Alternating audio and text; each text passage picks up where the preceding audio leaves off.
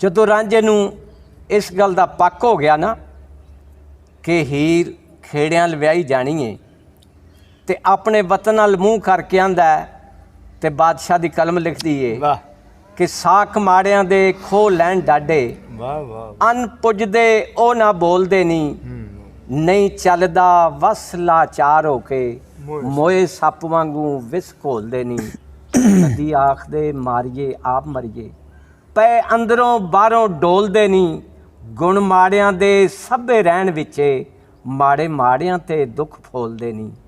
शानदार नूं करे ना कोई झूठा झूठा कर कंगाल नूं टोलदे नहीं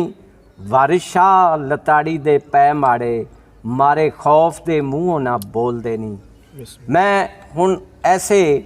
एक छोटा जिहा बच्चा जिहड़ा कि कलामे वारिशा तुहानूं ऐसा बयान सुनाएगा वारिशा सरकार दा लिखिया ते ओहदे गल पढ़न तो पहले मैं दसां कि इस शेर दी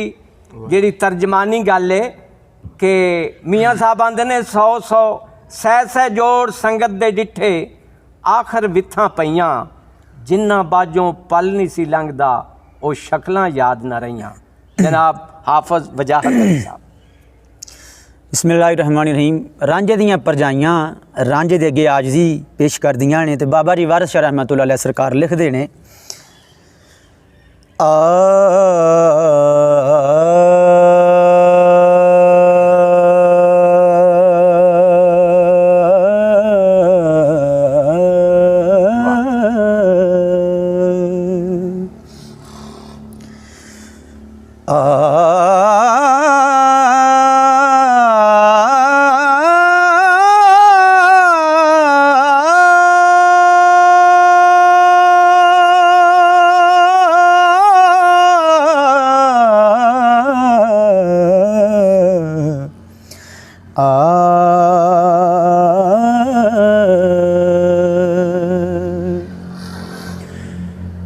परजाइयां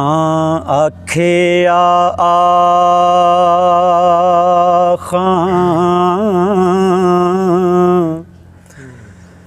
रांझे आवे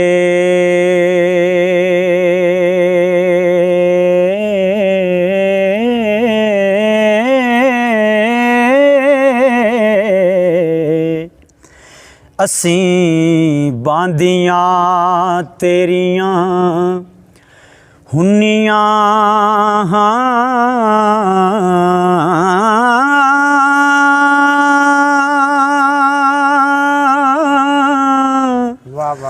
नाम लैना जदों तू जामने दा हो असीं हंजुड़ू रात दियां रोनियां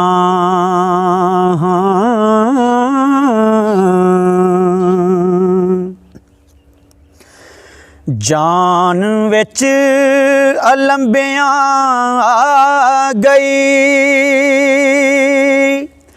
तेरे दर्द फराक चा पुनियां जान माल कुर्बान है तुद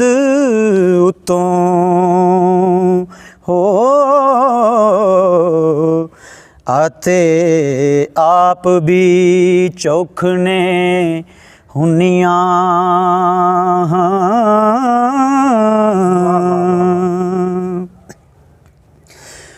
सानू सब्र करार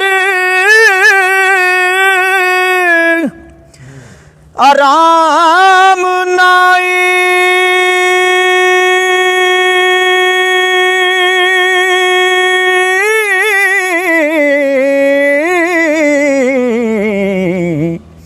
जिस वेलड़े तेथों वछुनियां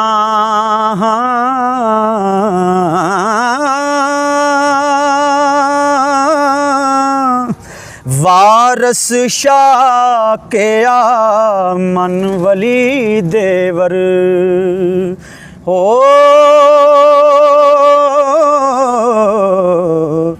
ਅਸੀਂ ਸਭ ਮੁਰਾਦ ਤੇ ਪੁੰਨੀਆਂ